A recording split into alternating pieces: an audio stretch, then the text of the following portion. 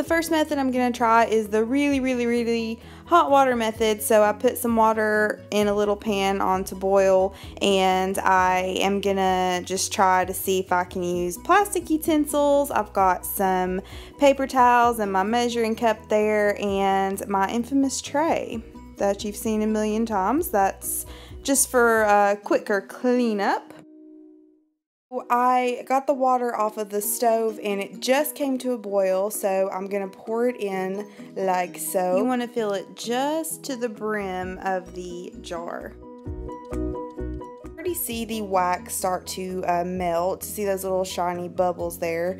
You want to let this sit as long as it takes for it to get to a comfortable temperature where you can get your hands in it, and it's not going to burn you, obviously. So you want to let it sit, and this is going to let it take some time to get the wax all melty. And then I just took my plastic knife here and just kind of stirred it around and poked around because I was just curious. I didn't know how this would turn out. I'd never done this before, so I was just stirring around, and you can see more of the wax start to float around. Here I'm taking a paper towel and just lowering it into the water, and this is what kind of, I guess, absorbed the wax, but I just dipped it down in there, swirled it around, and I took my spoon. I really don't know what I'm doing, guys. I just kind of wing this, but I just started stirring around, and I was kind of shocked that most of the wax is already gone.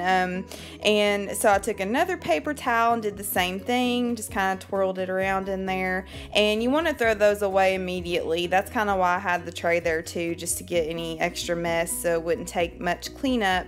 But I just took my spoon again and stirring around a little bit more, and I thought I might need to use another paper towel, but I don't really think I truly needed to, but I did take a third one and just kind of did the same thing again, and you can see that the wax is pretty much gone, y'all. I couldn't believe it. I was like, this is crazy. So I took my plastic spoon, and those little silver thingies came off just instantly. They kind of slid off like butter, so that was kind of cool. I will say there was some wax on the sides. I guess that's from doing the paper towel method or whatever, I don't know. But I just took regular dish soap and washed it. At this point, the label just came right off. There was some residue left from the label, just a little bit, but not much. A little bit of residue from glue from the silver thing. So the label on the bottom did scratch off pretty easily with my fingers. It just took a few minutes, but even after that, I still noticed a lot of residue on the bottom. So I had to take a little bit of extra care when I went to wash it again. And I finally gave up and just put it in the dishwasher, and that was so much easier, and I wish I would have just done that the first time I had to rewash the jar, but that did turn out a lot better, and all the residue was gone, and it looked fabulous. So this candle I actually had froze overnight, and you can see the wax already, it's like cracked in several places. Time I might use some Goo Gone if I need it. And I've got a plastic knife and a very dull actual knife, you guys. It's not sharp. I probably would use a butter knife if I were you. I don't know, I just grabbed this one, but it's not sharp. Anyway, what I did was just took the knife and pressed down into the cracks that were already visible and turned it over, and most of the wax fell out that way, and I'm just repeating that again here. This shocked me. I didn't think that it would work this well, so I'm barely putting the knife into the wax, and it's just falling out like crazy. And so I was really not concerned with saving much of that wax because the candle burned very messily at the end. Is that a word, messily? Anyway, I'm just taking the knife and just barely tapping those little silver wick things. I don't know what those are called, and they were pretty much stuck in there. I'm just seeing how loose they are, and they weren't at all. So I needed to wash the candle anyway, so I got some hot water going, as hot as I could stand.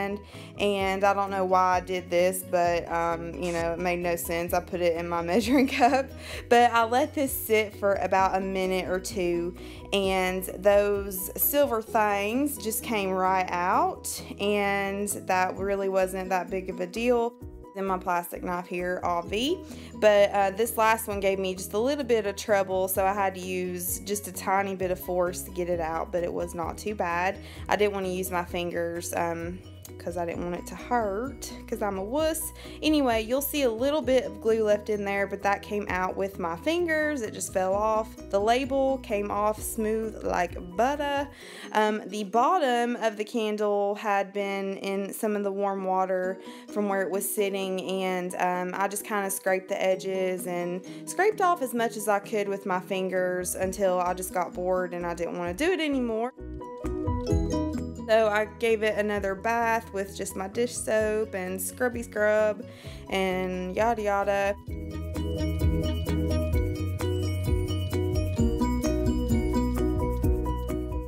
So I started to realize no amount of soap or warm water or scraping was going to get all of this off.